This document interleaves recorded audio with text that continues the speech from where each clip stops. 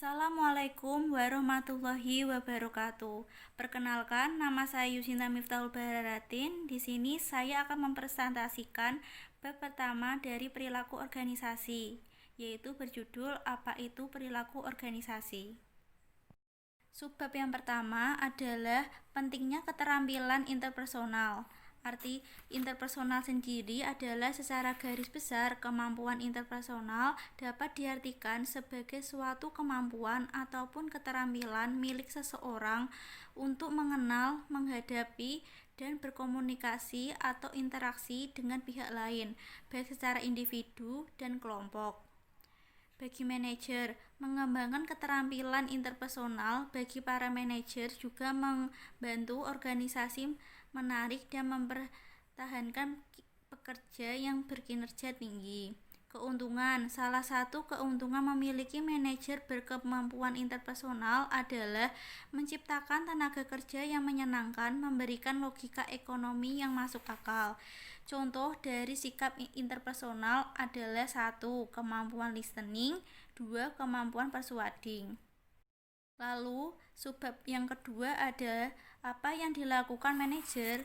Yang dilakukan manajer melakukan pekerjaan mereka dalam organisasi yang merupakan suatu unit yang berfungsi dalam suatu basis kontinu untuk mencapai tujuan bersama. Peran manajemen pada awal abad ke-20, manajer memiliki 5 fungsi. Yang 5 fungsi manajemen yaitu 1. Perencanaan, 2. Pengorganisasian, 3. Komando, 4. Koordinasi, dan 5. Pengendalian. Peran manajemen menurut studi kasus Henry Mintzberg ada 10, namun ada 3 yang paling penting diantaranya adalah 1. Interpersonal. Peran interpersonal, semua manajer diharuskan melaksanakan tanggung jawab yang sifatnya seremonial. Contoh, sifat manajer saat manajer perusahaan mengumumkan pegawai teladan atau terbaik. Kedua, ada peran informasional. Semua manajer dalam tingkat tertentu memperoleh informasi dari luar organisasi untuk mempelajari perubahan selera masyarakat. Ketiga, ada peran memutuskan. Mintzberg mengidentifikasi 4 peran membutuhkan keputusan. 1. Dalam peran wirausaha, 2. Sebagai pengendali, 3. Sebagai pengalokasi, dan 4.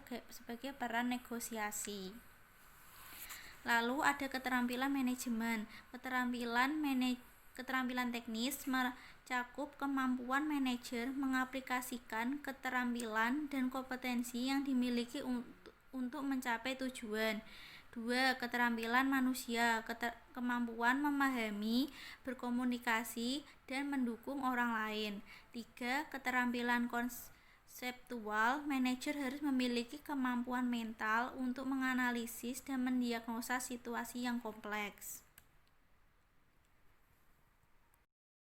Lalu ada subbab yang ketiga, yaitu memasuki perilaku organisasi. Artinya, perilaku organisasi merupakan sebuah bidang studi yang menginvestigasi pengaruh individu, kelompok, dan struktur terhadap perilaku di organisasi untuk tujuan penerapan pengetahuan demi peningkatan efektivitas organisasi. Topik dalam perilaku organisasi mencakup 1. Motivasi, 2. Perilaku dan kekuasaan pemimpin, 3. Komunikasi interpersonal, 4. Struktur dan proses kelompok, 5. Pengembangan dan persepsi sikap, 6. Proses perubahan, 7. Konflik dan negosiasi, 8. Rencana kerja. Lalu ada subbab keempat mengenai melengkapi intuisi dengan kajian sistematis. Pendekatan sistematis mencakup fakta-fakta dan hubungan penting dalam memberikan suatu basis untuk membuat prediksi perilaku yang lebih akurat. Manajemen berbasis bukti melengkapi kajian sistematis dengan mendasar keputusan pada bukti ilmiah yang terbaik yang tersedia.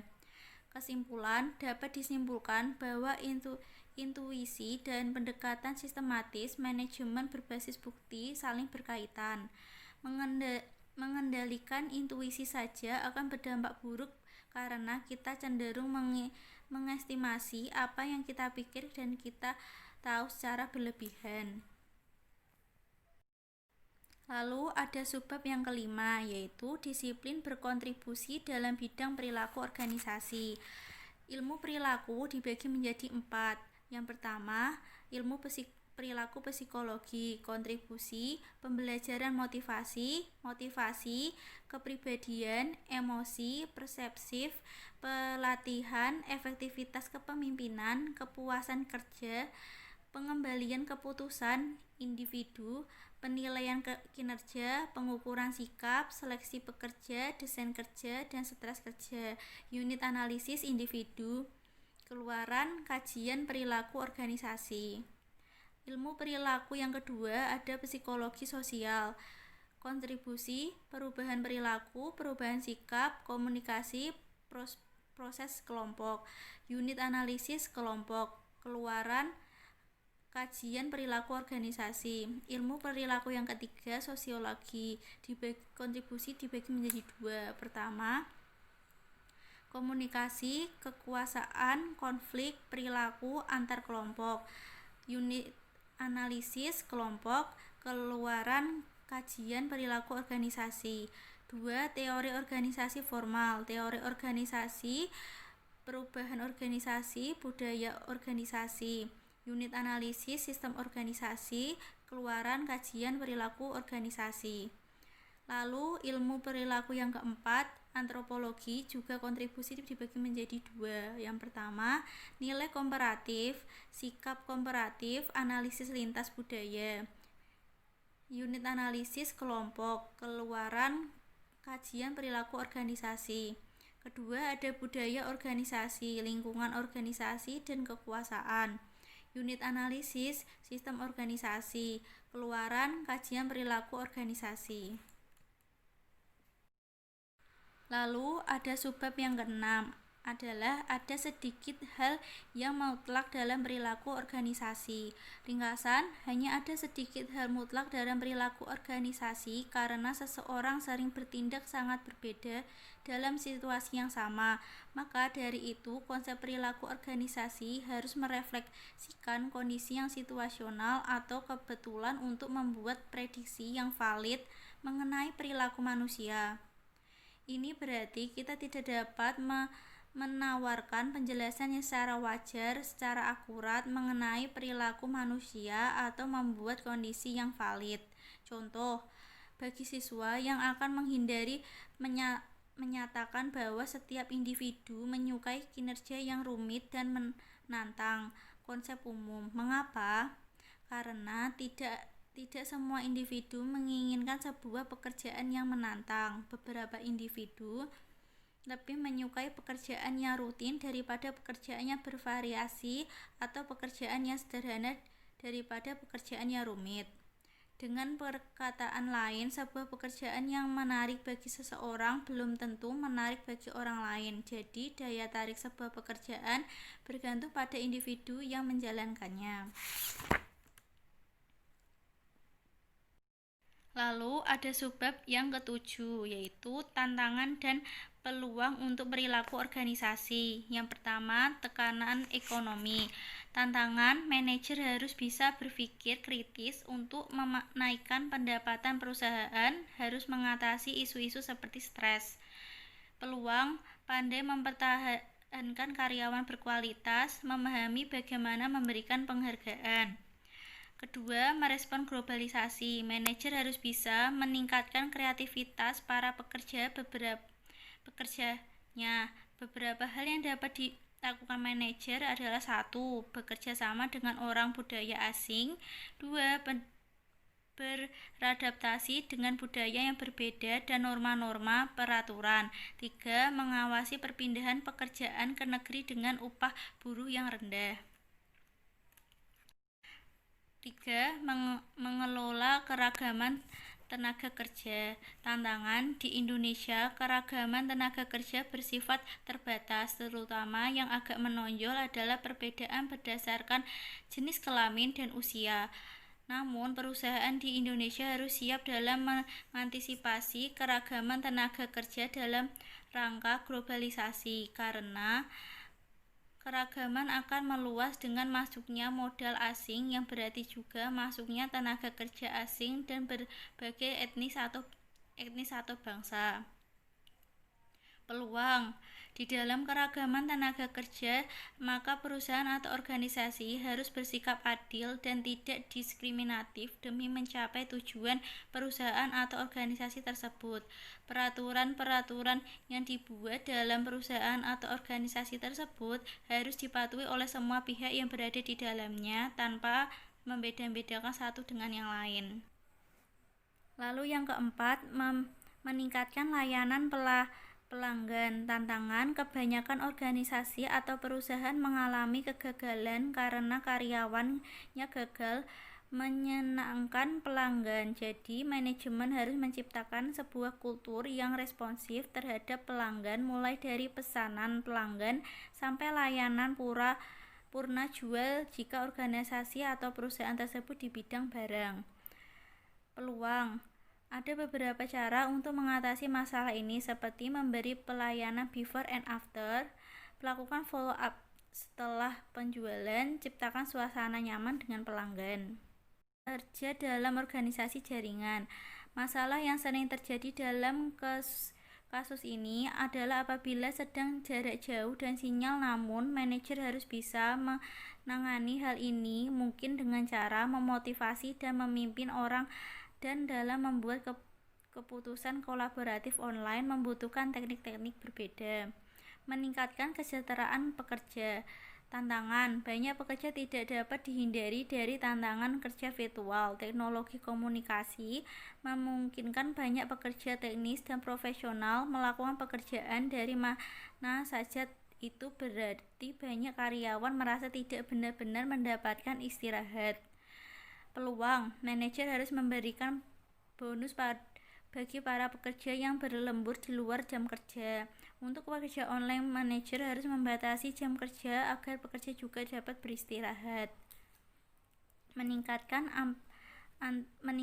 perilaku etis. Tantangan, setelah tanggung jawab dasar terpenuhi, perusahaan harus berusaha memenuhi tanggung jawab sosialnya. Perusahaan kemudian dapat memenuhi tanggung jawab etika dengan melakukan hal-hal yang bernilai tetapi tidak dalam hukum. Tanggung jawab kebebasan memilih pada masa sekarang mungkin pada masa datang menjadi tanggung jawab etika dan sosial.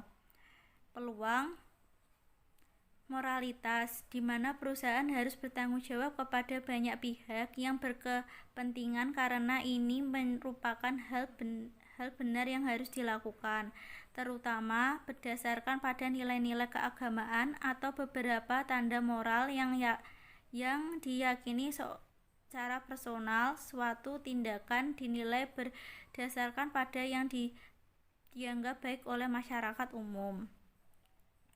Pemikiran tersebut bersifat altruistik, hanya memikirkan kepentingan orang lain, tidak ada harapan untuk menerima balas dari apa yang dilakukan.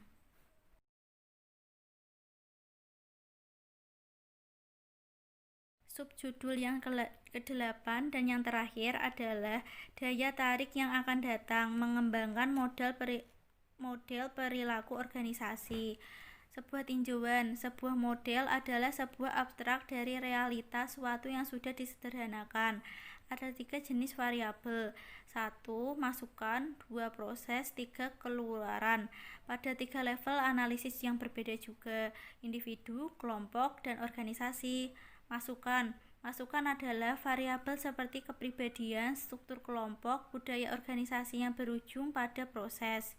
Proses adalah tindakan-tindakan yang individu, kelompok, organisasi terlibat di dalamnya sebagai hasil dari masukan dan berujung pada hasil tertentu. Keluaran. Keluaran adalah variabel-variabel kunci yang ingin Anda jelaskan atau prediksi dan yang dipengaruhi oleh beberapa variabel lainnya. Sikap dan stres. Sikap pekerja adalah evaluasi yang dibuat pekerja sendiri secara positif maupun negatif mengenai objek. Stres adalah proses psikologi tidak menyenangkan yang terjadi sebagai respon atas tekanan lingkungan. Kinerja tugas. Kinerja tugas adalah kombinasi dari efektivitas dan efisiensi dalam melakukan tugas-tugas utama Anda. Perilaku kewargaan. Perilaku kewargaan adalah perilaku kebebasan menentukan yang bukan bagian dari persyaratan pekerjaan formal. Bekerja tetapi berkontribusi terhadap lingkungan psikologis dan sosial tempat kerja. Perilaku penarikan. Perilaku penarikan adalah serangkaian tindakan yang pekerja ambil untuk memisahkan dirinya dari organisasi. Kohesi kelompok. Kohesi kelompok adalah tingkat dukungan anggota kelompok dan validasi satu sama lain dalam kerja. Daya gunaan kelompok adalah merujuk pada kuantitas dan kualitas dan keluaran kerja suatu kelompok. Produktivitas level tertinggi dari analisis dalam perilaku organisasi adalah organisasi secara keseluruhan. Ketahanan adalah hasil akhir yang akan kita pertimbangkan adalah organisasi-organisasi yang secara sederhana yang merupakan bukti organisasi dapat ada dan bertumbuh dalam waktu yang lain. Terima kasih, sekian dari presentasi saya. Mohon maaf jika salah kata.